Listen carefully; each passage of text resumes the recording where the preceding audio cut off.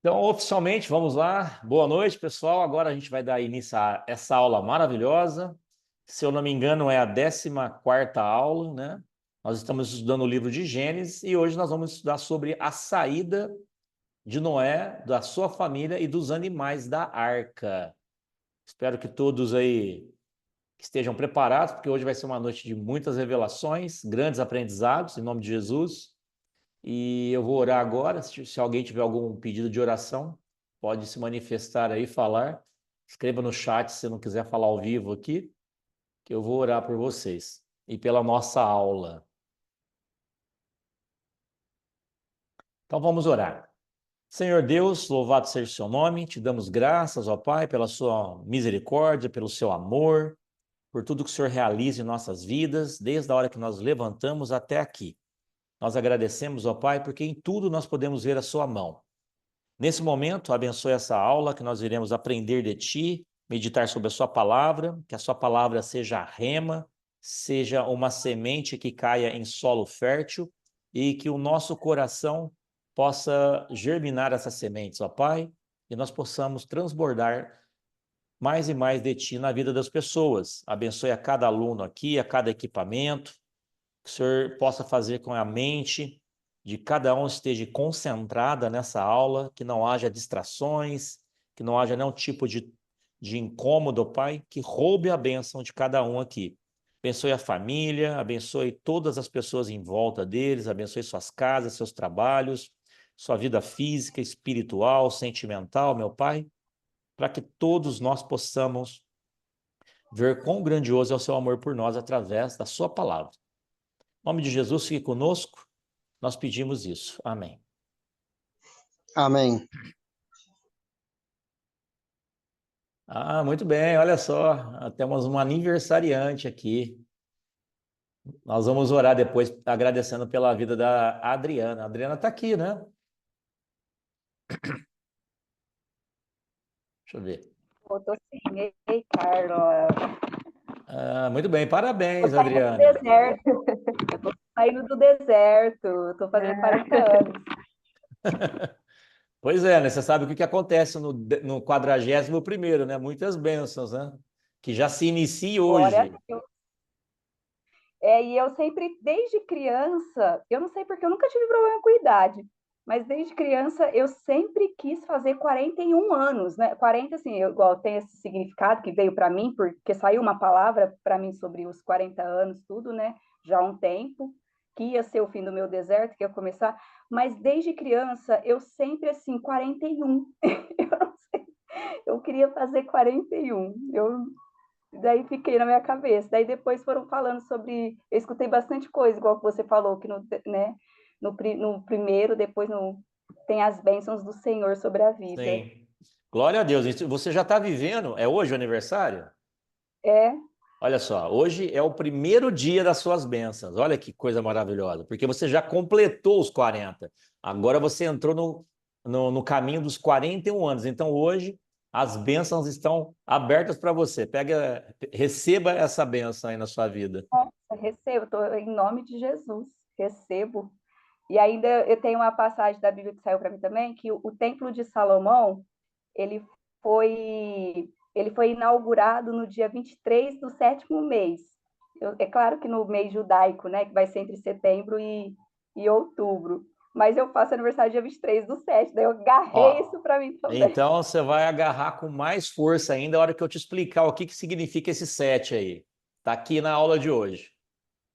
Olha aí, tá vendo? É isso aí, mas vamos lá então.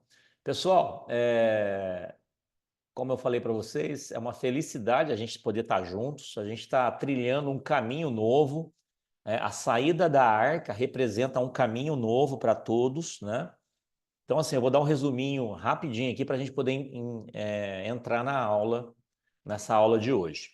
Na aula passada, a gente falou sobre o dilúvio, né? O passar pelas águas, então o dilúvio representou isso, essa passagem pelas águas, e ele simboliza o batismo que nós temos hoje no Novo Testamento. Então, a travessia da arca, cortando as águas do dilúvio, representa isso, esse batismo que nós temos hoje no Novo Testamento, que na ocasião representava a grande sepultura. Então, o dilúvio ele veio trazer juízo, e esse juízo, na verdade, ele representa essa sepultura, né? Que mata todas as coisas velhas, que é o que nós vivemos hoje. Hoje nós temos o quê? O batismo é o novo nascimento, as coisas velhas são sepultadas e nasce um novo homem, um novo estilo de vida, um novo caminho, tá? Então, subsequente a essa questão dessa morte para o velho mundo e esse novo nascimento, nós temos aí o que? A ressurreição, né? Então, o dilúvio representou esse sepultamento de uma vida velha, né? A arca simboliza esse início dessa nova vida. Então, sendo assim, a família de Noé com seus filhos, eles tiveram essa experiência através do dilúvio, né? Dessa nova vida, desse novo mundo, e eles também precisaram passar por uma mudança também de conceitos, né? Porque eles viviam num tempo e de repente só existia eles na face da terra. Então eles precisaram passar por isso também, né? Esse recomeço. E como eu disse, esse novo estilo de vida, que seria essa ressurreição, você nascer para uma nova vida, traz o quê? Consigo essas realidades. Então, tudo que tinha origem em Adão, todo aqueles resquícios que vinham de Adão, foi sepultado ali no dilúvio, tá? E aí, tudo que era velho morreu, e eis que se fizeram novas todas as coisas. Então, essa aqui é a mensagem principal da aula anterior, e hoje nós vamos falar sobre todo o significado que existe no sair da arca, tá? E para isso a gente vai ler a Bíblia em Gênesis capítulo 8. Eu vou ler aqui e vocês me acompanhem, tá? Deixa eu só colocar aqui. E diz assim, capítulo 8, versículo 1. E lembrou-se Deus de Noé e de todos os seres viventes e de todo o gado que estavam com ele na arca. E Deus fez passar um vento sobre a terra e aquietaram-se as águas. Cerraram-se também as fontes do abismo e as janelas dos céus e as chuvas dos céus. Deteve-se. Gente, então, quando vocês ouvirem alguém falar que no dilúvio só houve chuva dos céus, vocês já entendam que essa pessoa ele não conhece muito da Bíblia, tá? Porque o dilúvio teve origem de águas de três origens diferentes. A primeira foi fonte dos abismos, que eu expliquei para vocês na aula passada, janelas dos céus e chuva dos céus, tá? Então foram de três fontes diferentes as águas que formaram o dilúvio, ok? O versículo 3 continua assim: E as águas iam se escoando continuamente de sobre a terra, e ao fim de 150 dias minguaram. E a arca repousou no 7º mês, no dia 17 do mês, sobre os montes de Ararat. Adriana, eu falei para você, né? Vai ter um significado depois desse 7º mês que eu vou explicar. Versículo 5. E foram as águas indo e minguando até o 10º mês. No 10º mês, no primeiro dia do mês, apareceram os cumes dos montes. E aconteceu que, ao cabo de 40 dias, abriu Noé a janela da arca que tinha feito, e soltou um corvo, que saiu, indo e voltando, até que as águas se secaram de sobre a terra. Depois soltou uma pomba, para ver se as águas tinham minguado de sobre a face da terra. A pomba, porém, não achou repouso para a planta do seu pé, e voltou a ele para a arca, porque as águas estavam sobre a face da terra. E ele estendeu a sua mão e tomou-a, recolheu-a consigo na arca. Você sabe que a arca, ela representa a igreja hoje, né? Então, nós temos que entender aqui que ele recolheu aqui a arca, né? Ele recolheu a pomba na sua mão e recolheu ela para consigo na arca. Depois eu vou explicar o que significa isso.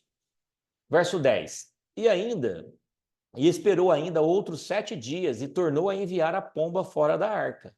E a pomba voltou a ele à tarde e eis arrancada uma folha de oliveira no seu bico.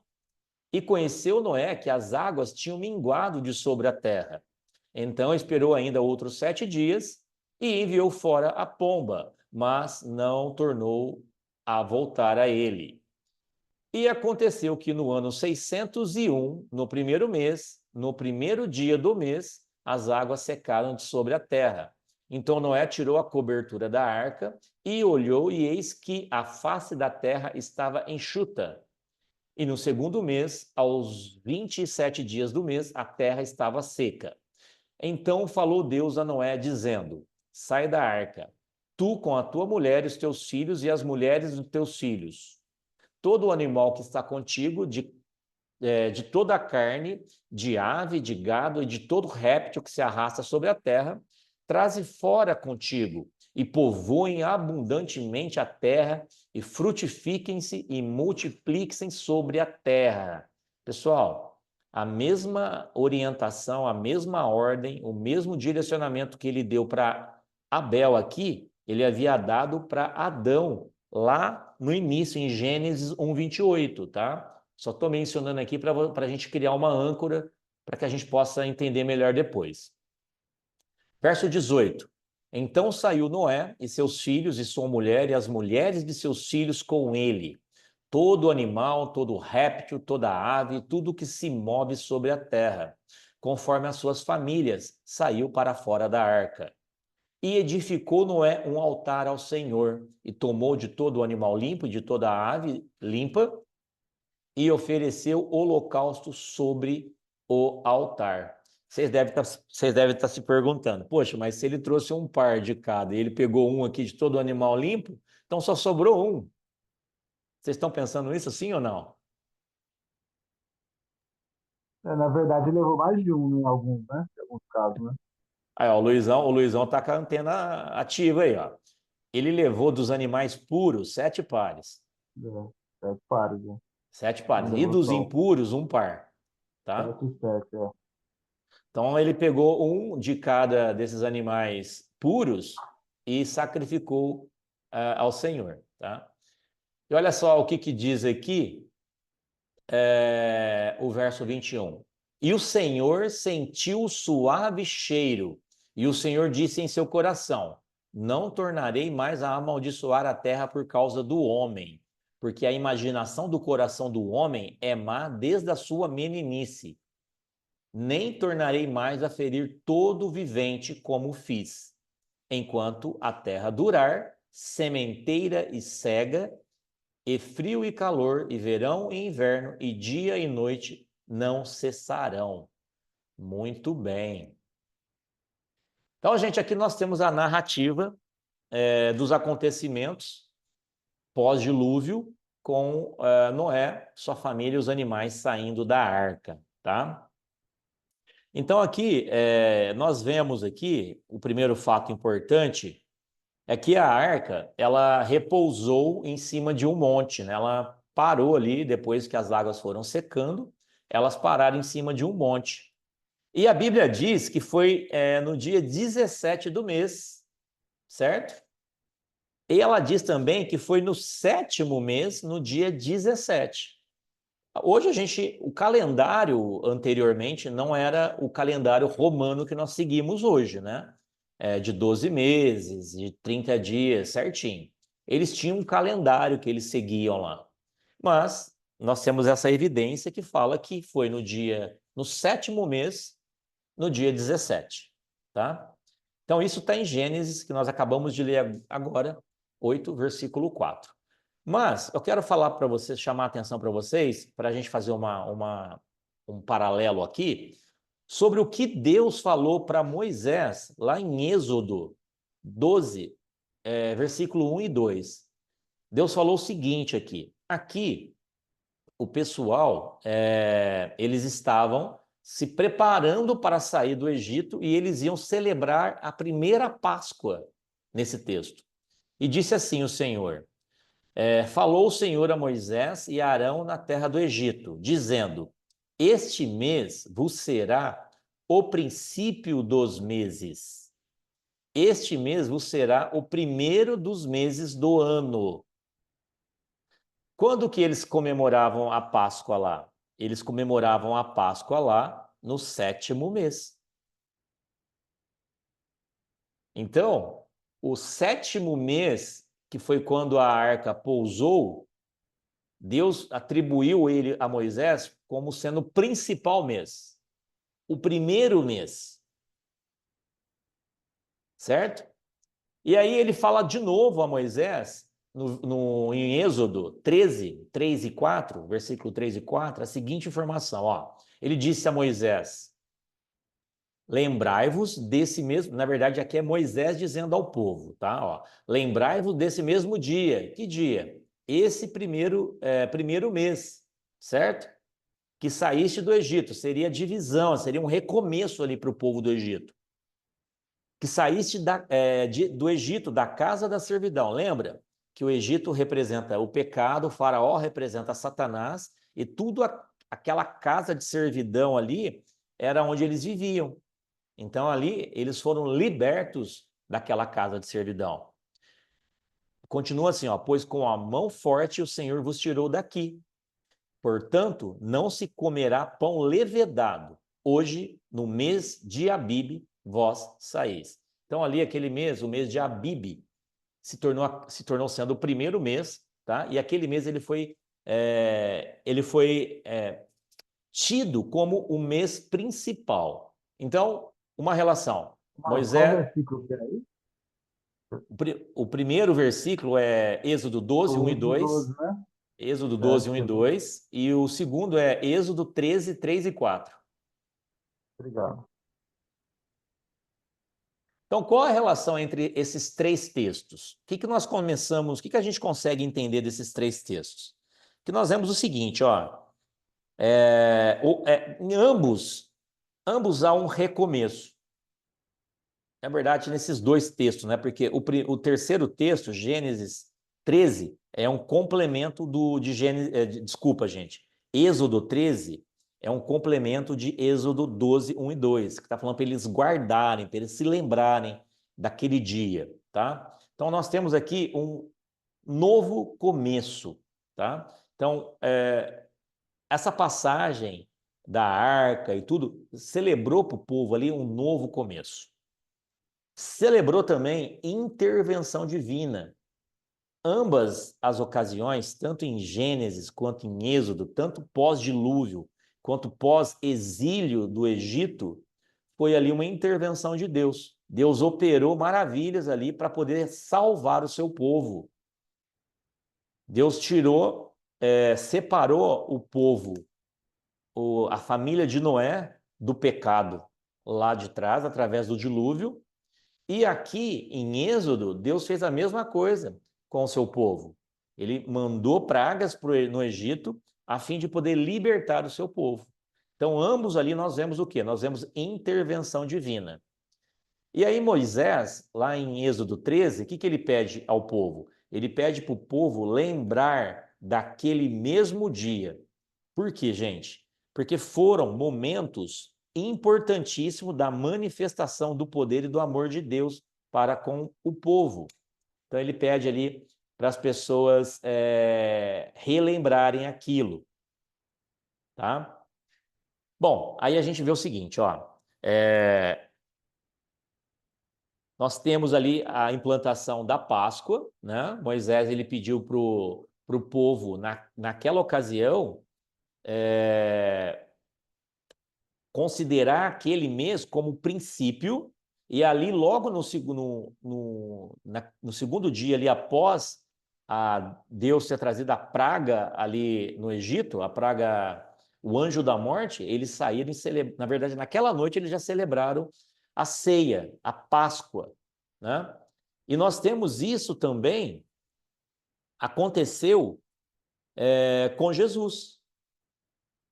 Lá na arca, eu vou criar uma comparação aqui eu vou tentar ser o mais simples possível para vocês poderem entender. A arca, ela pousou no dia 17 do 7º mês, certo? Finalizando o dilúvio, ou seja, tempo de julgamento de Deus acabou ali. O dilúvio tinha cessado. Então foi no dia 17 do mês. E com isso deu início a um novo tempo, o início de uma nova vida. Foi isso que simbolizou o dilúvio. Em Êxodo, o que nós temos? Nós temos que a Páscoa também, ela celebrou esse término de uma vida de escravidão, de servidão, e simbolizou o quê? Um novo começo, uma nova forma de vida, tá? Ela foi comemorada também lá em Êxodo, no dia 17. Desculpa, no 7º mês. É tanto 7. Então a Páscoa foi comemorada no 7º mês, mas Deus, conforme a gente vê lá em Êxodo 12, 1 e 2, Deus tornou o 7º mês o primeiro mês, o principal mês do calendário do povo de Deus, representando isso, uma nova vida. Então aí Moisés volta lá e pede para eles não se esquecerem daquilo. E ele fala o seguinte, ó, vocês não vão comer o pão levedado, tá? O que significa pão levedado? É o pão sem fermento. O fermento na Bíblia representa o pecado, tá, gente? É por isso que quando a gente faz celebra a ceia na igreja, o pão, ele é pão sem fermento, tá?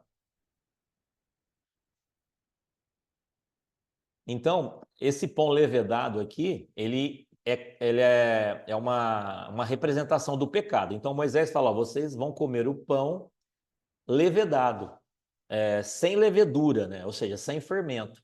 Não vai deixar o pão levedar, tá? Simbolizando o quê? A libertação da escravidão.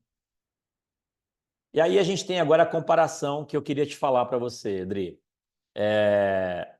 Esse 7º mês, ele se tornou o primeiro mês. Olha que interessante. Então, hoje nós estamos, por coincidência, né, no 7º mês. Você está fazendo aniversário. E essa mensagem tem traz muita revelação, né, para que você possa absorver isso.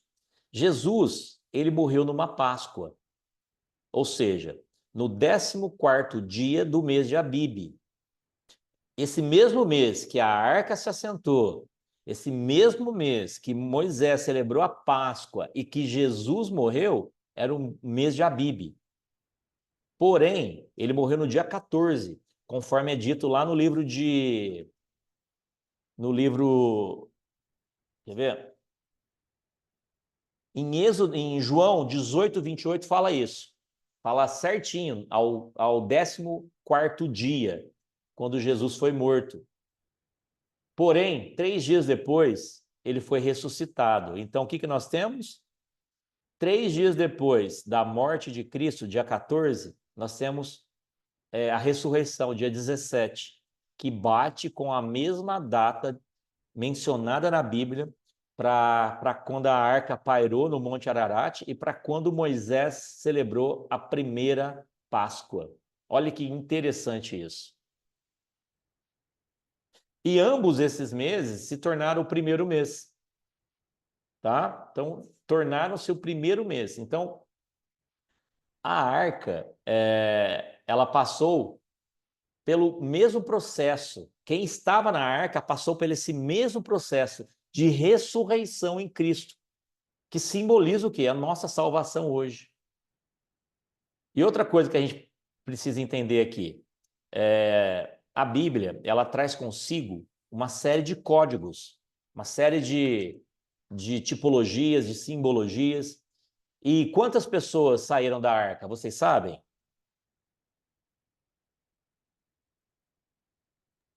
Não. Moisés Pessoas tinha 8, né? Moisés tinha 3 filhos e cada filho tinha uma esposa, então eram 6. Mas a esposa de Moisés e desculpa, Moisés, Noé. Noé tinha 3 filhos. 3 filhos com 3 esposas são 6, mas a esposa de Noé e Noé são 8. E você sabe o que significa o 8? Sabe para onde que o 8 na Bíblia aponta? O número 8 na Bíblia aponta para um renovo, um recomeço, aponta para a ressurreição. Aí eu pergunto para vocês, gente, não pode ser coincidência todas essas informações. Não existe, Deus tentando mostrar para nós, mostrar para o povo, ele está apontando para Cristo. Em toda a Bíblia ele está apontando para Cristo. Percebem você vai desmembrando, desconstruindo algumas coisas, na verdade não é nem desconstruir, você vai decifrando essas informações e a hora que você se depara, você encontra essas revelações maravilhosas na palavra de Deus, né? Ficou claro para vocês, então, o que eu quis mostrar em relação a essas datas? O 7º mês, o dia 17, tanto lá da arca, quanto da ceia de Moisés, quanto da ressurreição de Cristo, são a mesma data. Perfeito. Então tá, então vamos prosseguir. Agora nós vamos falar sobre os 2 pássaros, as 2 aves que Noé soltou da arca. Quais pássaros que eles soltaram? Me ajuda aí, gente. Ele soltou Um corvo e uma pomba. Ele soltou um corvo e uma pomba. Pessoal, vocês podem falar, tá? Não fiquem tímidos. Falem para vocês ganharem habilidade para vocês poderem um dia dar essas aulas, tá? Ele soltou um corvo e uma pomba. O que representa esse corvo e essa pomba para vocês? Vocês já pararam para pensar que tem uma representatividade essas 2 aves? A pomba só o corvo, eu tô aqui na dúvida. A pomba me remeteu o Espírito Santo. O corvo, ai, de Satanás! É por aí. Tem essa simbologia, mas diretamente aqui, o corvo e a pomba representam 2 tipos de crentes. 2 tipos de crentes. O corvo representa o crente carnal e a pomba representa o crente espiritual. Tá? Então, nós vamos ler aqui o seguinte, ó. Após a ressurreição, o que nós temos? Nós temos uma nova vida. Sim ou não? Todos aqui que passaram pela experiência de um batismo, o que nós recebemos? Nós recebemos uma nova vida, um renovo. E nisso foi uma mudança também, uma mudança de concepção, uma mudança de comportamento, de hábitos. Né? Então a gente passou da morte para a vida. Morreu o velho, nasceu o novo. Então aqui nós temos isso, tá? Então a primeira coisa que nós precisamos entender é isso. Uma mudança em comportamento, uma mudança de mentalidade, mudança de hábito, tá? Então nós entendemos aqui que tanto o corvo quanto a pomba, eles representam esses 2 tipos de pessoas. Esses 2 tipos de pessoas, elas estão dentro da igreja. Tá? A arca simboliza a igreja. O que Noé fez? Ele soltou um corvo, o corvo não voltou para a arca. O corvo ficava indo e voltando, mas ele não disse que o corvo voltou para a arca. Mas a pomba voltou para a arca, porque ela não achou pouso para os seus pés. E ela voltou uma vez, aí ele soltou de novo, e depois ela voltou com o quê?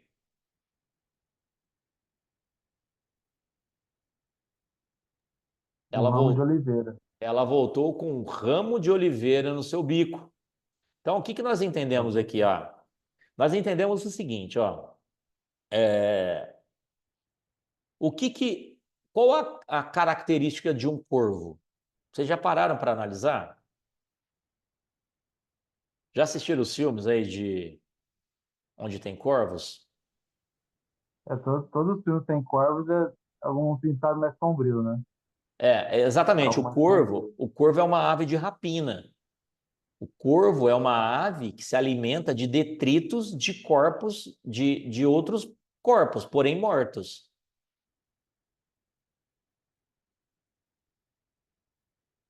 Por que ele pegou? Por que foi um corvo e uma pomba? O que gera, o que o pecado gera em nós? O pecado gera em nós morte. Tá? Então vamos seguir na linha de raciocínio aqui para a gente entender. O pecado gera morte. O que o dilúvio fez? O dilúvio não fez uma separação, ele não trouxe um juízo sobre todos a criação de Deus? Isso daqui é uma linha de pensamento. A Bíblia não fala isso, tá? Mas a gente, com a nossa criatividade, a gente consegue imaginar as coisas, tá? Mas isso não está na Bíblia, porque às vezes pode falar, o Marcos está cometendo heresia, falando coisas que não estão na Bíblia. Então, isso é uma linha de pensamento teológica, tá? Que é mais ou menos assim. Soltou o corvo ficou indo e voltando e desapareceu. Teoricamente, o que ele pode ter encontrado? Ele pode ter encontrado muitos corpos boiando ali naquela região. Sim ou não? Nossa, é mesmo, porque para onde foi, né? Os corpos, Ele pode toda ter, aquela ele pode ter encontrado corpos ali, e ali ele falou: é o que eu mais quero. E aí ele ficou lá. Simbolizando o quê? Aqueles crentes que são carnais, que vão para o mundo, mas não voltam para a igreja. Ficam aí desigrejados, desviados, né? Ficam aí separados do amor de Deus, separados da comunhão com a igreja. Por outro lado, o que aconteceu? O que aconteceu com a pomba? A pomba foi, ela não achou lugar para pisar, terra firme, voltou para a arca. Noé estendeu o braço e pegou a pomba e colocou e levou para dentro da arca. Você vê que a Bíblia cita detalhes que ela não precisaria citar isso. Mas não a Bíblia cita detalhes que às vezes passa despercebido aos nossos olhos. Mas ele pegou a pomba, que são os crentes espirituais, e levou para dentro da igreja. Noé é uma figura de Cristo. A arca é uma figura da igreja. O que a pomba trouxe no bico?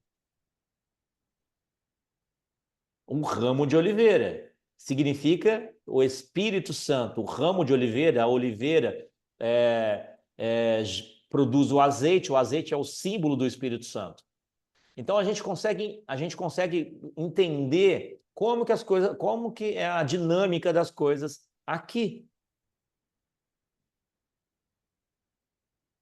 Então o corvo representa esses crentes carnais, que um pé na igreja e 364 no mundo. Aí, uma vez por ano, vai na igreja, meio que cumprir uma penitência, achando que ir na igreja apaga pecados, vai lá e faz aqueles rituais, faz um monte de oração, enfim, né? Não é bem assim, a gente sabe muito bem. E assim, a gente vê isso, que aconteceu até com Paulo, situações semelhantes a essa. Em 2 Timóteo 4,10, Paulo narra bem esse tema. Ele diz o seguinte, Paulo tinha um discípulo ali, uma pessoa que andava com ele, que era discípulo dele, chamado Demas. E Paulo fala o seguinte, porque Demas me desamparou, amando o presente século, e foi para Tessalônica, crescente para Galácia, Tito e Dalmácia. Então, Paulo viveu muito bem isso. Ele tinha um discípulo, crente carnal, que olha que conheceu o mundo, o presente século, não voltou mais. Então, gente, o que separa o homem de Deus é o pecado. O mundo está cheio de pecado. Só que a gente tem uma outra questão importante aqui. Nós temos uma outra questão aqui. Tanto a pomba quanto o corvo, eles representam dois tipos de crentes. Mas aqui a gente vê que tanto o corvo quanto a pomba, eles foram soltos no mundo. Noé não privou a pomba. Noé também soltou a pomba. Só que a pomba voltou. Isso significa que nós podemos acessar o mundo, mas o mundo não é o nosso lugar. Não tem como a gente deixar de viver sem estar no mundo, mas o mundo não faz parte da gente. Então a gente volta para onde é o nosso lugar. Nosso lugar é com Cristo. Vocês conseguem entender isso? Ô, Porque tem Marcos, gente. aí, Oi, desculpa. Luizão. Não, então, aí depois na continuação, no 12 fala que a pomba não tornou mais a ele. Exatamente, a pomba não voltou mais. Por quê? Porque ela já encontrou outras árvores, porque ali ela já conseguia ter uma vida mesmo. Ou seja, essa simbologia toda aqui mostra cenários. Ela não voltou mais. Ela não voltou porque ela encontrou uma figueira que ela pudesse construir seus ninhos. Porque a ordem de Deus aqui é muito clara. Ele fala para que a gente deveria multiplicar e encher a terra, como ele disse para Adão. Como ele disse para Adão. Tá? Realmente, ela não voltou. Na minha concepção, o papel dela ela tinha já exercido. Ela voltou e trouxe para Noé o Espírito Santo. Trouxe para ele. O corvo nem Ela foi voltou. fazer o id dela. Tá? Ela foi fazer o id. Exatamente, é isso que eu tô, é nisso que a gente vai chegar lá no final. Muito bem, você já explicou tudo aí. Então, assim, é isso que nós temos que entender, porque tem muitos crentes que falam assim, eu só consigo servir a Deus dentro da igreja. E dentro da igreja é o lugar que, na verdade, você vai para consagrar, para fazer um culto a Deus. Porque você tem que servir a Deus em qualquer lugar, principalmente fora da igreja. No mundo. É ali no mundo que as pessoas precisam ver a luz em você. Precisam ver o ramo da oliveira no seu bico. Ô Marcos, aqui nessa questão que você pegou e falou, né? Pode ser visto também assim, ó, que ele soltou o corvo e ficou voando para um lado e para o outro, né? A pomba pegou, soltou, mas voltou. Ou seja, o corvo ficou esperando a terra secando. Porque tem pessoas que vai e, tipo assim, não estão. Como é que eu vou falar? Fica no mundo ali, tá gralelando, barari, barará, deixa eu ver, sabe que aquilo ali não é apropriado, tudo, e fica ali.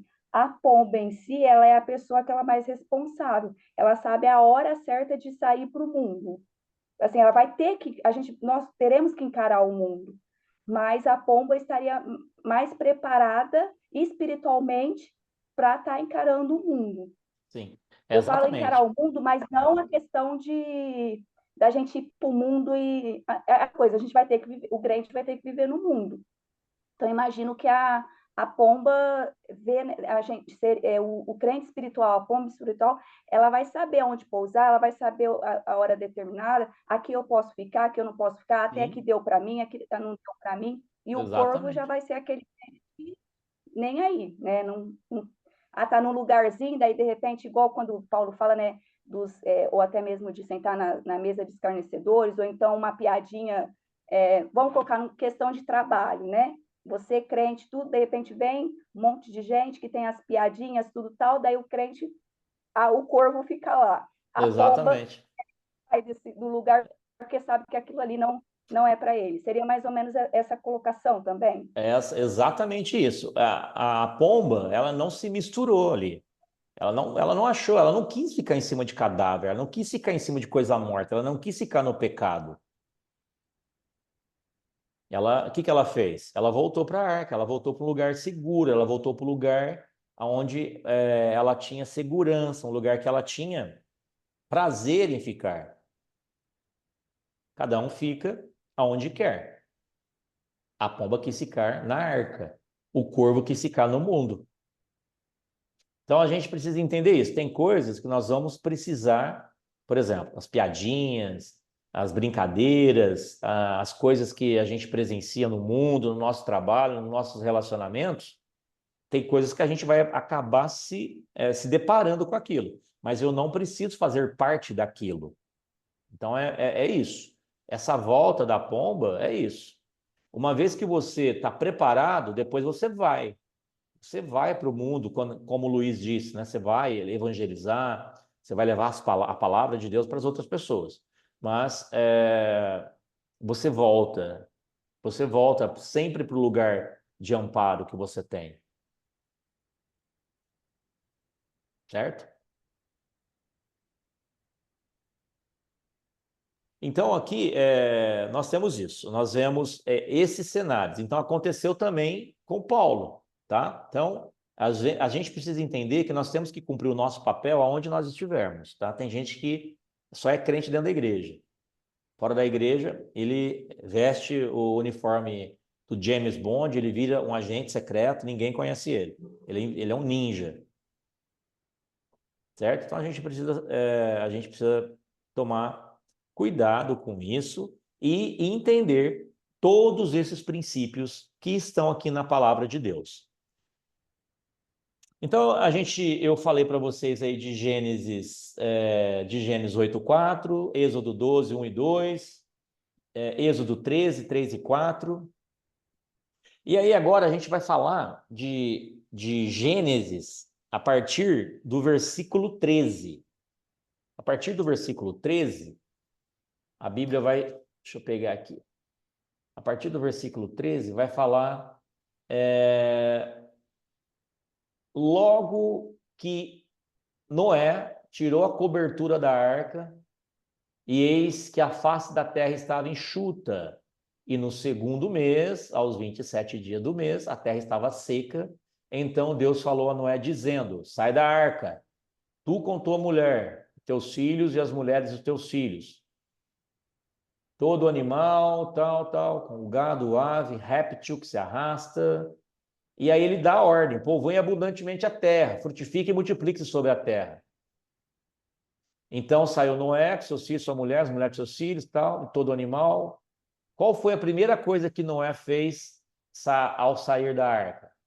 O que Deus mandou ele fazer?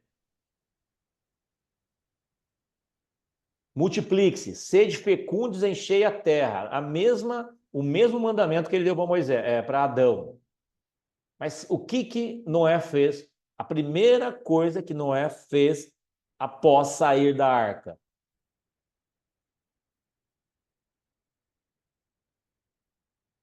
O altar para o Senhor? Exatamente. Noé edificou um altar. Você vê como que é diferente o crente espiritual do crente carnal? Um crente carnal pega esse mandamento de Deus, sabe que ele sai da arca, sabe o que ele sai fazendo? Ele já pega as coisas, já sai derrubando tudo, já quer construir uma igreja, já quer fazer uma casa, já quer saber de plantar, para poder colher, que isso, aquilo outro. Faz sentido isso ou não? Deus não pediu para Noé fazer o altar. Deus não pediu para ele. Deus falou para ele: sede fecundos e enchei a terra. Multipliquem. Mas o que Noé fez? Por isso que fala depois, o cheiro dos sacrifícios agradou ao Senhor, ou seja, algo que agradou não porque ele mandou ser, mas porque tinha sido uma motivação do próprio Noé. Exatamente. Exatamente. Deus se satisfez com a atitude de Noé.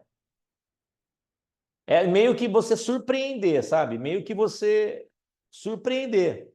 Não fazer o que Deus pede, mas fazer o que Deus quer. Então Noé foi lá e fez um altar. Eu estou falando isso por quê? Porque isso é muito comum, essa questão do fazer, né? Deus não pediu para ele fazer, Deus falou para ele se multiplicar. Mas uma pessoa que tem um coração consagrado a Deus, uma pessoa que tem o temor de Deus, uma pessoa que vive na dependência de Deus, uma pessoa que passou Eu estou falando de Noé aqui, mas a gente tem que usar o nosso próprio exemplo. Quantos dilúvios que nós já atravessamos? Quantos desertos que nós já atravessamos? Quantas dificuldades cada um de nós aqui já passamos? E nós passamos e vencemos, estamos aqui pela misericórdia de Deus, pelo amor de Deus. E o que nós fazemos para Deus? Nós, muitas vezes, só pedimos, só pedimos, só pedimos, só pedimos. Noé saiu da arca, a primeira coisa que ele fez foi levantar um altar e consagrar a Deus. Altar remete para consagração. Então, ele edificou um altar. A prioridade ali, ao sair da arca, para muitos seria talvez realizar obras, construir. Onde que esse povo vai ficar agora? O que eu vou fazer com esse gado? Então, talvez fosse lá fazer coisas. Não, mas ele foi lá e fez um altar. Esse altar, sabe o que significa? Quando você faz um altar, você consagra algo a Deus. E Noé consagrou a vida dele a Deus. Altar significa consagração. E às vezes a gente está levantando altar para tantas outras coisas, consagrando a nossa vida para tantas outras coisas, menos a Deus. E é engraçado que todas as vezes que a gente não consagra a Deus, nós temos um sintoma. E o sintoma é a insatisfação. Quando a gente não está consagrando a Deus, nós não estamos satisfeitos. A gente tem a sensação que está sempre faltando algo. Sempre faltando algo. A gente nunca está completo. Somente consagrando a Deus a gente chega nessa completude. E vocês sabem por que Noé fez um altar de consagração a Deus? Vocês sabem por quê, pessoal?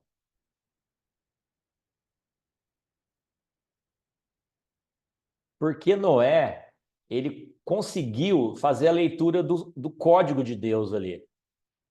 Conforme Deus foi realizando as coisas, conforme Deus foi falando as coisas ali, conforme está na narrativa de Gênesis, Noé falou, opa, consagrar um altar vai me revestir com melhorias. Eu vou ter princípios aqui que eu vou me beneficiar com isso.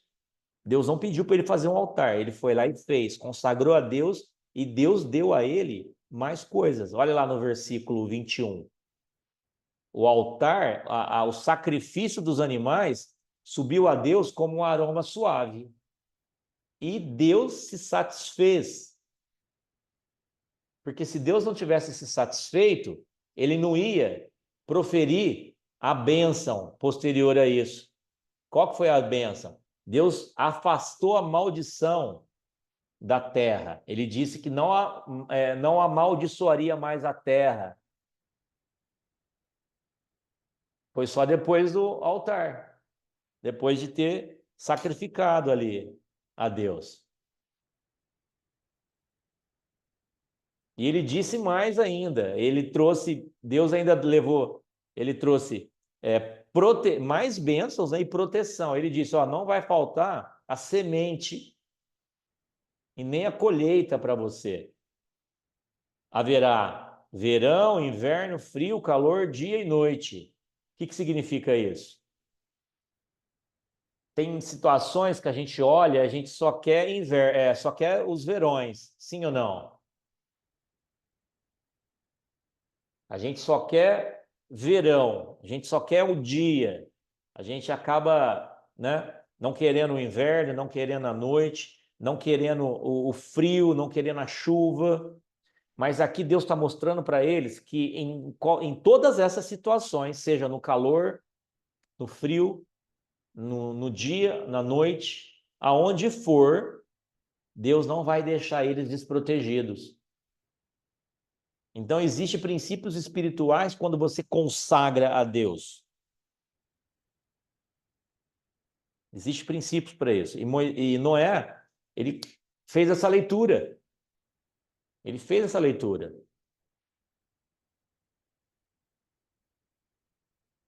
Sim ou não? Estão pegando ou não? Sim. Perfeito. Em Gênesis, capítulo 1, verso 28, nós temos lá Deus dando a ordem para Adão, para ele multiplicar, sede fecundos, enchei a terra e multiplicai-vos. Né? Deus deu essa mesma ordem para Noé. Ele disse para Noé se multiplicar. Essa mesma ordem que ele deu a Adão, ele deu para Noé. Naquela época, eles geravam filhos naturais. Eram filhos naturais que eles geravam. Adão gerou, Abel gerou filhos espirituais. Porém, o cumprimento desse mandamento de multiplicar e encher a terra, hoje, para nós, cabe a nós fazermos isso. Que é o ide lá que o Luizão disse. Cabe a nós fazermos isso. E como que a gente faz isso?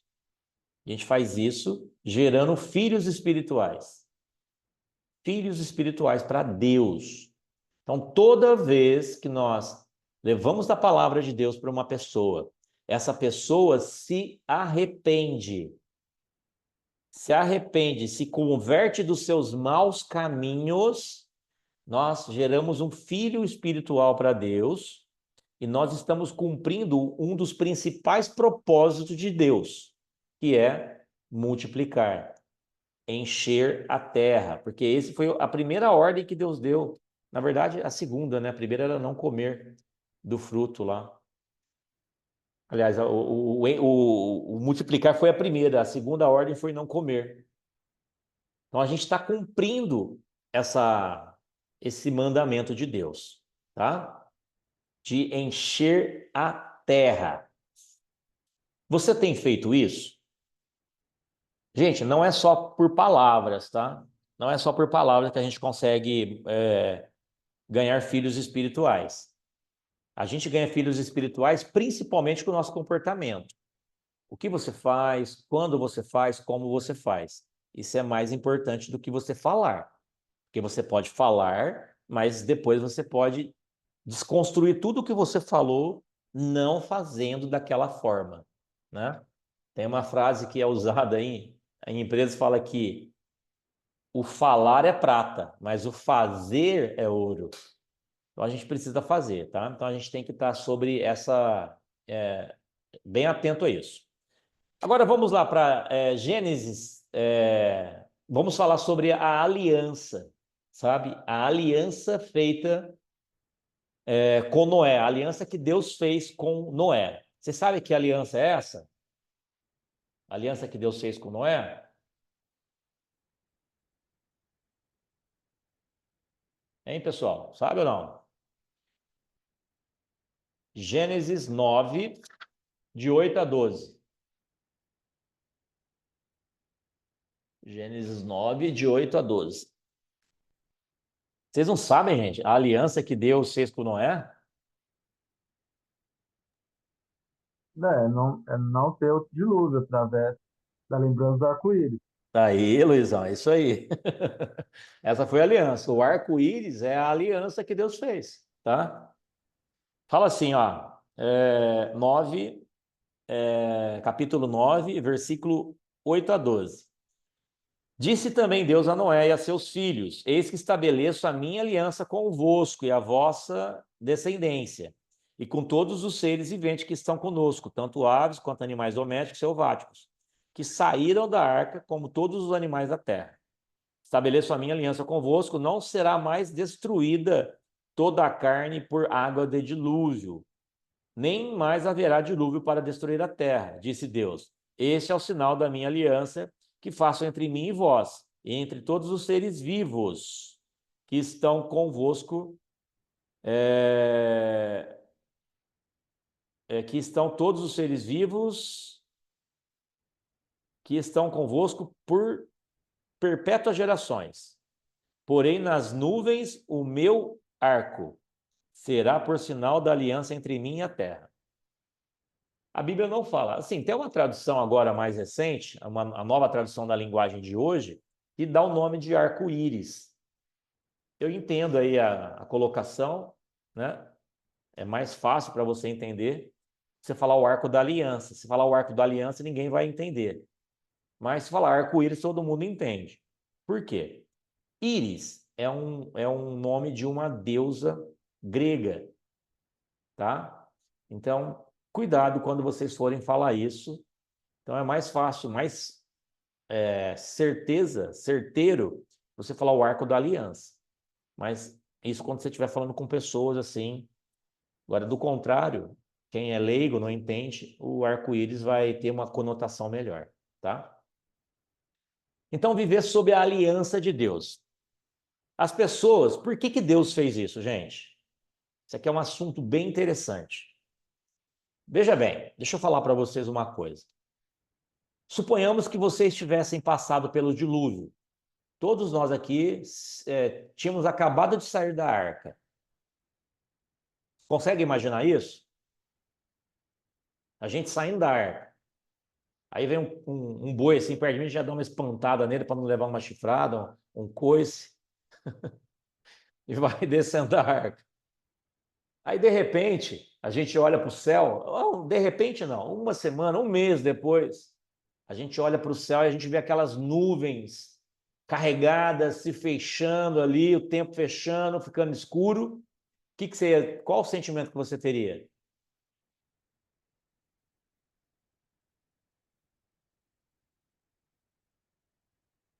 Fala, gente, vocês entenderam o que eu falei?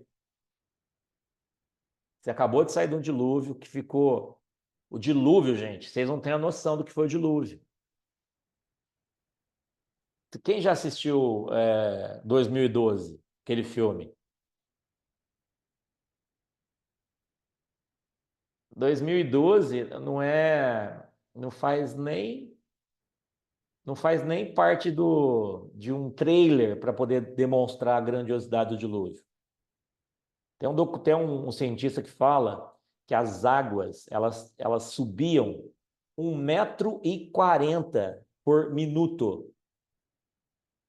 1,40 m por minuto. De onde ele tirou essa informação? Ah, ele fez um cálculo lá. E é um cientista cristão, tá? É um cientista digno de consideração, de atenção. Enfim, foi um cataclisma, foi algo horrível e a gente nunca viu nada, eu acho que nem verá algo semelhante assim. Mas qual que seria a sensação se nós tivéssemos acabado de sair do dilúvio e víssemos o tempo mudando? Nós iríamos ter medo. Nós iríamos imaginar, poxa, outro dilúvio agora para acabar com a nossa vida. Né? Então, o que Deus faz? Deus vai lá e estabelece uma aliança com o seu povo. Deus, ele é tão perfeito, tão maravilhoso, que ele pensou nas emoções das pessoas ali. Ele já falou, eu já vou prevenir esse pessoal para que, quando chova novamente, eles saibam que eu não vou mais destruir eles, para eles não terem medo, para eles não ficarem ansiosos, para eles não ficarem preocupados. Ele falou, ó, eu estabeleço uma aliança com vocês, é um pacto que eu faço com vocês. Então eu não vou dar mais espaço para esse temor, para esse medo, essa ansiedade demasiada, esse excesso de preocupação. Então, quando Deus celebra uma aliança com o homem, ele traz esse sentimento, essa segurança para o homem. Se Deus não tivesse feito pacto, a vida das pessoas seria um caos, mergulhado no medo e na ansiedade. Mas Deus fez esse pacto.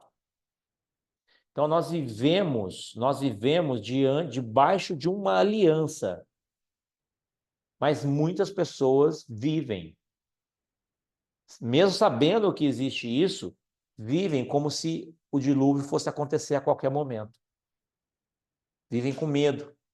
Vivem com medo do futuro, medo das coisas que vão acontecer, presos ao passado, sabe? Não conseguem se concentrar, preocupados. Existem 3 doenças hoje, psicossomáticas, né? Hoje elas já são psicossomáticas porque elas afetam o corpo. Uma delas é a depressão, que a depressão te prende ao passado e ela te traz uma série de doenças. Outra é a ansiedade, que é o excesso de futuro. Você fica preso no futuro e não vive o presente. E quando as pessoas não estão nesses 2 tempos, no passado ou no futuro, eles também não estão no presente. Eles estão no presente, mas eles não conseguem viver o presente. Porque existe uma outra doença chamada procrastinação, que tem impedido as pessoas de fazerem o melhor, de viverem o melhor. As pessoas que não estão no passado, na depressão, nem no futuro, na ansiedade, elas estão sofrendo um terrível dano da procrastinação, de não conseguirem fazer as coisas. Porque elas estão perdidas em meio a tantas coisas. Não existe um senso de prioridade, senso de urgência, não existe foco. E essas pessoas sofrem demais. Então, o que nós temos que entender? Deus fez uma aliança lá com o povo lá atrás, com Noé.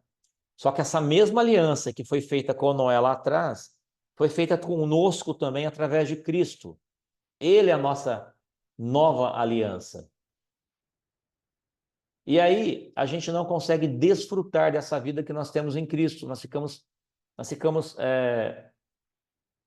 presos, algemados a uma vida antiga, a uma vida sem desfrute, sem paz.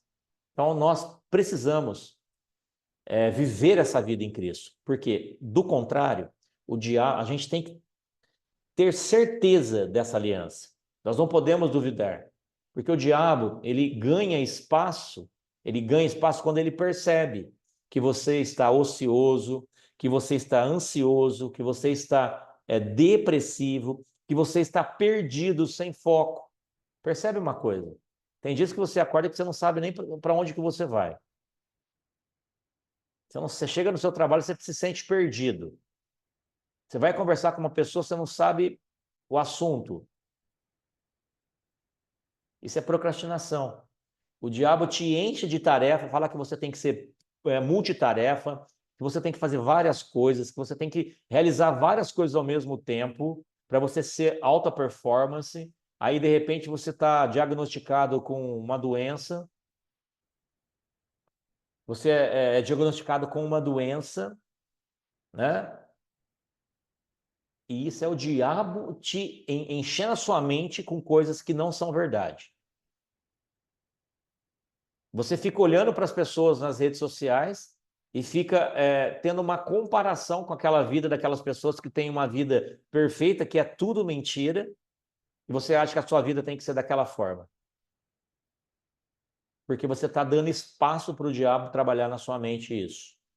Nós não podemos. Nós temos que viver essa aliança que nós temos em Cristo, tá? Gente, essa aliança que Deus estabeleceu com Noé ao sair da arca, ela está diante de Deus, ela está diante do trono de Deus. Em Apocalipse 4:3, fala isso. Quer ver? Deixa eu abrir na Bíblia aqui, ó. Apocalipse 4:3, para mostrar para vocês aqui.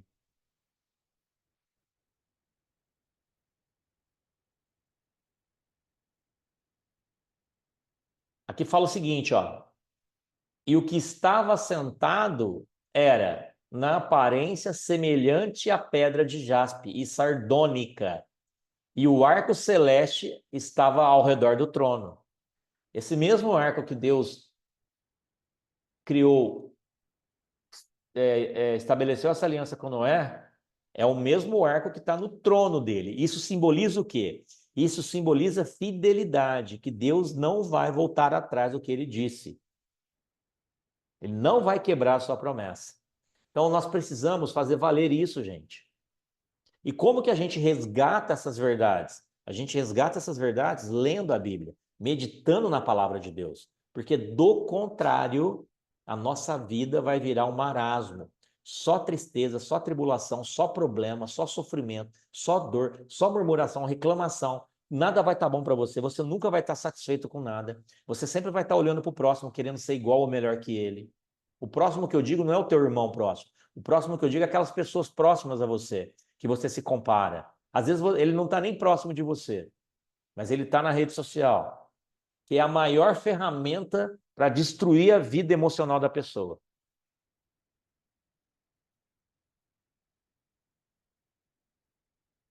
Eu falo isso porque eu também tenho acesso às redes sociais. Eu tenho. Só que eu não caio na armadilha do diabo. Eu não caio. Eu já caí, mas hoje eu não caio mais. Porque eu consegui entender o que tem por trás ali, tá? E não tem nada de Deus ali, não tem nada de bom. Existem muitas coisas boas, como nós estamos usando as redes sociais, né? Na verdade, há uma conexão aqui para fazer um trabalho bonito, um trabalho belo, um trabalho diante de Deus. Mas tem muita gente que expõe a sua vida, uma vida que não existe, não é real. Só em troco de curtidas, né, de se promover. Então, tome muito cuidado com isso. Cuidado com o que vocês colocam diante dos olhos de vocês. Ok? Muito bem, pessoal. Nós vemos aí a trajetória, então, de Noé, né, construindo a arca, passando pelo dilúvio, saindo do dilúvio, saindo da arca.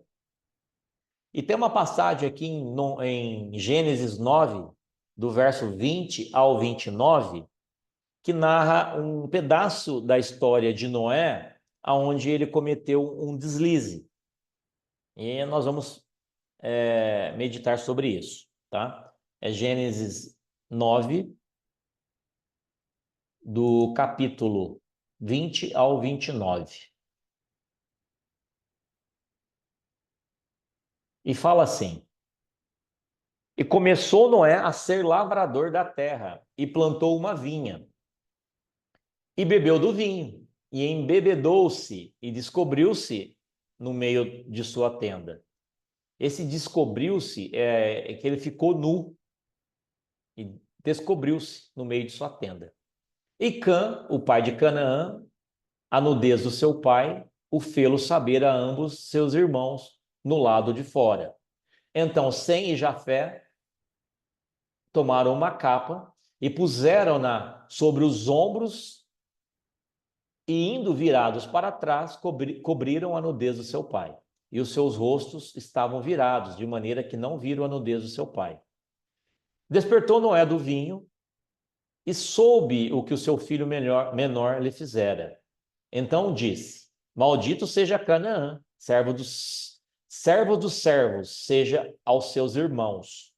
E bendito seja o Senhor Deus de Sem, e seja Canaã por servo. Alargue Deus a Jafé, e habite nas tendas de Sem, e seja Canaã por servo. E viveu Noé depois do dilúvio 350 anos. E foram todos os dias de Noé 950 anos, e morreu. Então aqui a gente tem essa narrativa, tá? Nós temos essa narrativa aqui. A Bíblia não deixa claro essa questão da nudez. Ela não deixa clara essa lei, aonde narra isso. Na verdade, existe leis lá em Levítico que fala dessa questão da nudez, mas que surgiram. Moisés narra isso depois de Noé. Antes não existia essa questão. Mas aqui, o que a gente entende? A gente entende o seguinte. Vamos por partes. Quem era Noé no ato agora, nesse período pós-dilúvio, saído da arca? A gente entende aqui que já tinham se passado alguns anos, né? Que fala que ele foi lavrador e ele plantou vinhas. Ele era lavrador e plantou vinhas. E aí ele tomou do vinho. E todo mundo sabe que plantar uma videira demora alguns anos para ela crescer e depois mais um tempo para ela poder dar o fruto, para que ele pudesse o quê? Fazer esse vinho. Esse vinho precisa fermentar, então demora mais um período. Então, suponhamos, já tinha passado algumas épocas, algum tempo de quando Noé se tornou lavrador, certo? Mas o que a gente tem que entender aqui? Noé, no tangente que nós estamos dizendo aqui, ele era o patriarca, ele era a pessoa mais velha da terra. Ele era a pessoa mais velha daqui da terra. E com certeza aqui os seus filhos, eles já tinham se multiplicado. Você pode ver aqui que próprio Cão já tinha um filho, né, que era Canaã. Então eles já tinham se multiplicado. Então já existiam mais pessoas ali, certo? Então ele era um homem, ele era o patriarca, ele era a pessoa mais velha, a pessoa mais experiente, a pessoa mais com a maior autoridade, e ele era um líder.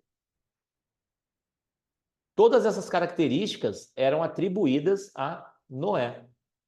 Sim ou não? O respeito a uma pessoa mais velha naquela época não é essa palhaçada que a gente vê hoje, não. As pessoas velhas são desrespeitadas, principalmente por jovens, né? Mas antes não, antigamente, principalmente na época dos patriarcas, a autoridade era levada a sério, tá? Então, Noé, ele era um tipo de líder. Mas, o que aconteceu? Ele cometeu um descuido, ele cometeu uma falha, ele se embriagou e ele ficou nu na sua tenda. Então, aqui a gente percebe o seguinte, existem pessoas que vão alcançar o sucesso. O caso de Noé aqui é um caso típico de um case de sucesso, sim ou não? Um caso de sucesso. Noé construiu uma arca, viveu um tempo construindo essa arca, conseguiu trazer a sua família pelo dilúvio, desceu da arca, estabeleceu num local novo, criou ali toda uma estrutura, uma família, uma sociedade ali, tá? De Canaã nasceu os cananeus. Então, as famílias surgiram de Noé. Noé era uma pessoa, nós podemos dizer hoje, de muito sucesso naquela época. Mas ele se descuidou e ele caiu. Então, nós vemos aqui que alcançar o sucesso, ter reconhecimento, porque Noé tinha reconhecimento com certeza, ele era reconhecido pelos seus, ele tinha autoridade, liderança. As pessoas, antes de realizar alguma coisa, chegavam até Noé e questionavam ali, pediam orientação e tudo mais. Todas essas características de um líder, de uma pessoa com sucesso, é muito confortável, fazendo que a pessoa até se esqueça da sua posição e faça com que ele fique distraído, que ele perca o foco. E foi mais ou menos isso que aconteceu com Noé. Noé, ele devia ter chegado lá no finalzinho do dia, ele estava contemplando toda aquela maravilha, toda aquela imensidão de terra, todas as bênçãos que tinham acontecido na vida dele, e aí, de repente, ele vai lá e pega uma taça de vinho e começa a saborear o vinho. E não para por ali. Ele vai outra. Eu acho que 3 taças, né? Já era o suficiente para embebedar Noé. Eu acho que o vinho daquela época era um vinho de uma qualidade muito melhor do que o de hoje. Mas, enfim, a Bíblia não fala quanto que ele bebeu, mas fala que ele se embriagou a ponto de perder a noção do tempo e do espaço, entrar lá para dentro da tenda dele e ficar nu. Gente, ele estava dentro da tenda dele, certo? É como se nós estivéssemos dentro do nosso quarto. Aí eu vou lá e tiro a minha roupa e durmo. Qual o problema nisso? Nenhum. Vocês veem problema nisso? Vocês estão dentro do quarto de vocês. Vocês tiram a roupa, tá tudo certo. Né? Ele errou de ter ficado bêbado. Sim, ele errou de ter ficado bêbado, porque ele ficou bêbado e ele se despiu, tá? O erro dele foi ter ficado bêbado e se despido. E provavelmente ele não se cobriu. Por quê? A Bíblia cita que o filho mais novo chegou lá e viu a nudez do pai. Se tivesse parado por aí, estava tudo bem. Mas o que aconteceu? Cã pegou isso e não guardou para si. Cã poderia ter pegado essas informações e feito o seguinte: ido lá, poderia pegar a túnica e cobrir o pai. Mas ele não fez isso. Antes ele foi lá e contou para os irmãos. E foi aí que fez com que acontecesse essa maldição que Noé, depois de acordar, lança sobre Cã. Na verdade, sobre Canaã, né? Filho de Cã. Então, nós vemos aqui alguns princípios. Nós vemos os princípios que ter sucesso, ser reconhecido, ser líder, ter autoridade é muito perigoso. É mais perigoso, às vezes, do que você ser um fracassado. A gente tem que ter muito cuidado quando você começa a galgar os degraus do sucesso, da liderança.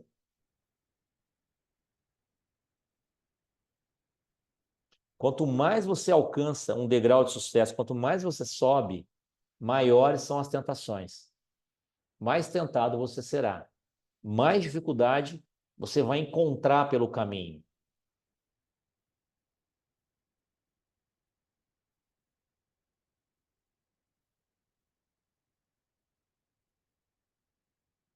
E sempre que acontece, sempre que acontece que um líder caia, um líder cometa um erro, um deslize, existem consequências danosas para os seus liderados.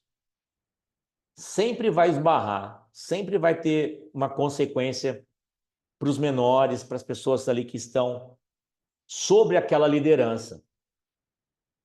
Aconteceu isso com Cã e com Canaã. A Bíblia não fala por que que Noé não amaldiçoou a Cã e amaldiçoou a Canaã. A Bíblia não fala isso. Teoricamente, talvez seria uma punição indireta. Ao invés de punir o pai, punir o filho. Ou seja, puniu dois, né? Para sentir o peso dobrado, porque poderia ter punido Cã, mas ele puniu Canaã. A Bíblia não fala isso. Então a gente vê que existe uma consequência na queda de um líder, tá? E a questão maior é isso. Por que que Noé puniu Canaã? Noé puniu Canaã porque ele foi lá e desnudou o pai. Ele desnudou o pai. Ele desnudou o pai. Salomão fala no texto lá de Eclesiastes, capítulo 7, versículo 2, que é melhor ir na casa onde há luto do que ir na casa onde há banquetes, porque naquela está o fim de todos os homens, e os vivos o aplicam ao seu coração. Quando você vai em um culto fúnebre, por exemplo, ou em um velório, qual que é a sua sensação? A sua sensação é de quebrantamento. Agora, quando você está em uma festa, qual que é a sua sensação? A sua sensação, ela acaba sendo contaminada. Na verdade, você acaba se contaminando ali com as coisas que estão ao seu redor. É onde que Salomão fala que o sucesso é mais perigoso que o fracasso. No fracasso, a gente busca mais a Deus. E no sucesso, facilmente a gente se esquece de Deus e de nossas responsabilidades. Facilmente você se esquece. Se você tiver com dinheiro na conta, se você estiver bem financeiramente, se você não tiver nenhum problema de saúde, facilmente você se esquece de Deus. Você tem que estar muito, muito perseverante para você não se esquecer.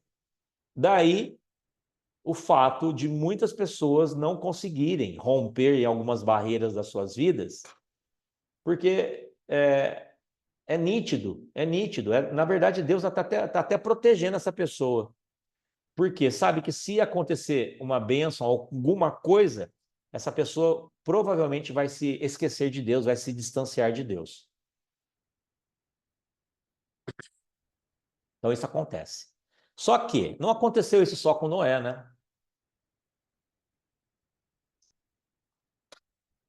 Noé estava vestido e ficou nu. Mas Adão estava nu e percebeu a sua nudez. Lá no Éden, Adão estava nu, estava tudo certo. Comeu do pecado e teve consciência que estava nu. Aqui, Abel não estava nu, mas a Bíblia diz que ele ficou nu. Então, essa nudez, gente, ela aponta para pecado. Aponta para pecado. A Bíblia não fala especificamente o que aconteceu com Abel. Só fala que ele se embriagou e apareceu nu na sua tenda. Mas ela não enfatiza detalhes ali. Noé, gente, desculpa. Eu estou confundindo. Eu estou falando o quê, Luizão? Moisés? Abel. Nossa, gente, me perdoa. É Noé, desculpa. Desculpa a minha dislexia aqui. Noé. Então, a Bíblia não fala o fato de o que aconteceu realmente com Noé.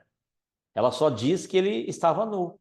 Então a gente vê que existiu alguma coisa aí que que afetou a história, que manchou o currículo de Noé. Alguma coisa aconteceu. Então, o que nós entendemos? Que após a queda, Adão viu que estava nu. Só que Noé estava vestido e ficou nu. Você viu o caminho? Ambos caminharam para o pecado aí. Ambos cometeram deslizes. Então, essa queda de ambos aponta para uma necessidade de revestimento de cobertura espiritual. Lá no Éden, Deus foi lá, sacrificou um cordeiro.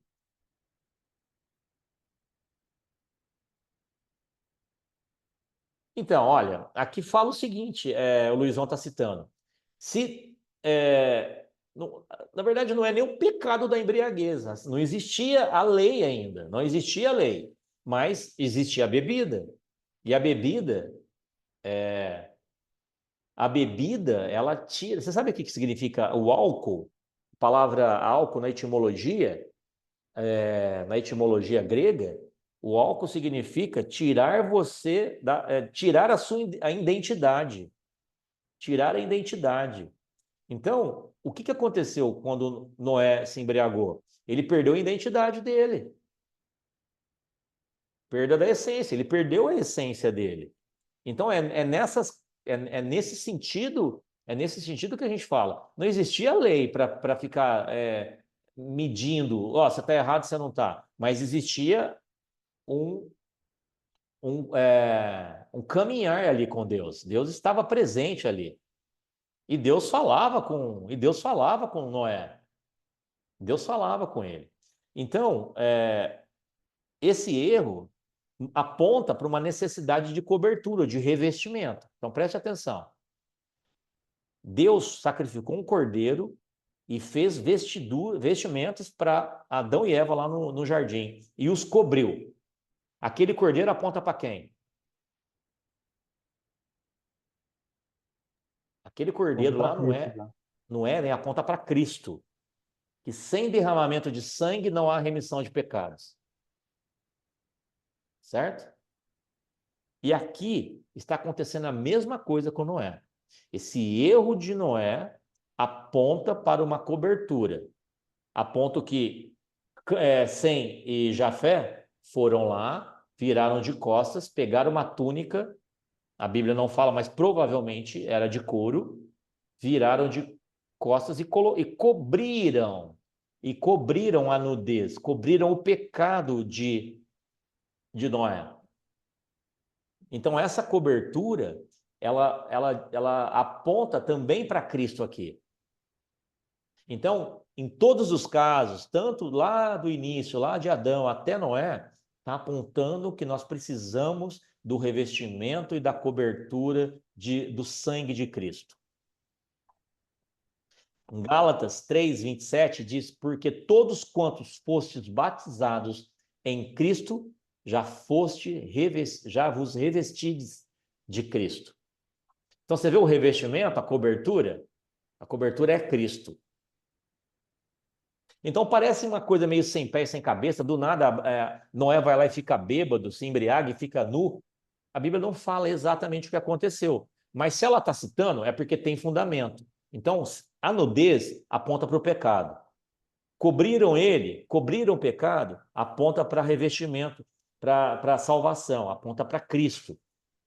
E aí nós temos a seguinte moral da história: somente Cristo pode nos cobrir do pecado. Então aqui nós precisamos do quê? Nós precisamos de revestimento, de cobertura espiritual. Cã não seria amaldiçoado por ter visto seu pai nu, mas ele foi amaldiçoado porque ele expôs. Ele expôs. Isso aí é mais ou menos o seguinte: eu estou lá no pecado e eu começo a cometer mais pecados. Eu cometo mais pecados, eu faço mais pecados. Ao invés dele ir lá e cobrir, ou seja, ir para Cristo, porque o fato dos outros 2 filhos terem coberto Noé é a mesma coisa de ter ido para Cristo. Revestiu-se de Cristo e cobriu o pai. Mas Cã não fez isso. Então, Sem e Jafé foram abençoados, por quê? Porque honraram o seu pai, o cobrindo. Mas Cã não. Então, o estudo que nós temos aqui da saída da arca é esse. Aqui nós vemos toda essa trajetória, todos esses significados que nós citamos aqui, para convergir também no ato de sacrifício de Cristo, nos cobrindo, nos revestindo do pecado e nos dando a salvação. O que vocês acharam? Terminamos praticamente em cima aqui. Deixa eu olhar o chat aqui, que tem bastante conversa aqui, hein?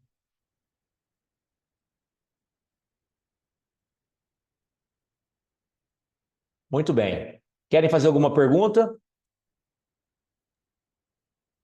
Foi difícil a aula? Posso fazer uma pergunta? Claro que pode. É que assim, eu quero. Não é bem. É que você chegou até numa parte onde que eu estava ansiosa, porque eu vou lendo, daí eu vou lendo a Bíblia, né? Mais e vou voltando e vou lendo. É só para ver se eu não estou indo muito viajando na maionese. Mas pelo menos é o que o Espírito Santo tem me revelado, então eu acredito que eu não esteja viajando. É que você pegou, igual assim, o que eu estou vendo é que a Bíblia é uma costura, e a Bíblia é uma. Nada o Senhor colocou ali por. Tudo tem sentido. Sim. A gente às vezes acha que não tem sentido, mas tudo tem sentido. Igual você pegou e falou, né? Porque maldito seja Canaã, né? Que fala que será escravo de seus irmãos. Daí eu estava lendo, daí eu comecei a ler mais à frente, tudo, e daí na hora que chega em Abraão, porque a terra prometida para Abraão foi Canaã. Sim. E Abraão, ele é descendente de Sem.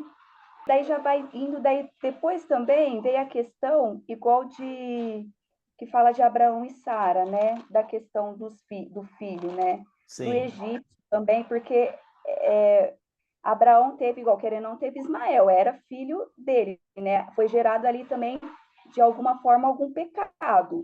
Sim. E depois, o pessoal, o povo hebreu virou escravo dos egípcios.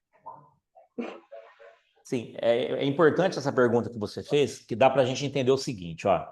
A Bíblia, ela tem tudo o que nós precisamos saber para nos salvar, para termos uma vida maravilhosa, em abundância diante de Deus. A Bíblia tem tudo isso. Só que ela não está explícita.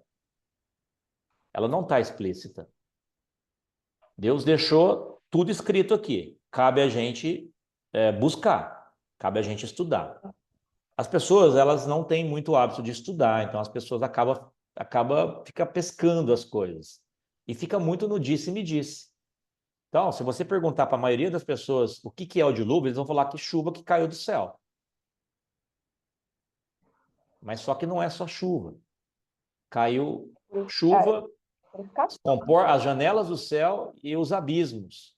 Então, eu estou querendo só colocar isso para poder enfatizar que nós precisamos pesquisar, nós precisamos estudar, nós precisamos meditar, tá? Outra coisa, a Bíblia, ela vai trazendo contextos para a gente poder chegar no Novo Testamento e entender que tudo é sobre Cristo e nada sobre nenhum dos outros personagens. É tudo sobre Cristo. Então, se você pegar Adão e Eva, Adão é um tipo de Cristo e vem mostrando isso. Só que Adão, o primeiro Adão e o último Adão são diferentes. Porque o primeiro Adão pecou, cometeu deslizes, mas o último Adão não. O último Adão é Cristo, ele não pecou. Aí a gente vem depois passando pelas outras genealogias, aí vem Abel, Sete, né? Enos, Noé, nós vamos passar. A história de Noé é quase uma réplica, contada de forma diferente. Nós temos o quê? Um mundo corrompido que precisa de salvação. A mesma coisa lá atrás, um mundo corrompido em Adão que precisava de uma restauração. Em Abel, a mesma coisa. Depois a gente vê as outras histórias. Nós vamos entrar agora em Gênesis 12, vai falar de Abraão. E vai começar a contar essa história de novo.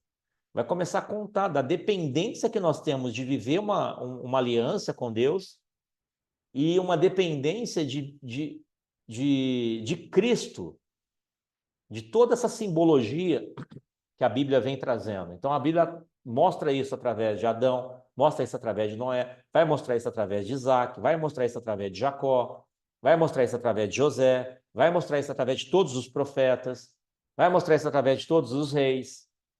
Toda simbologia aponta para Cristo e salvação no final. É isso.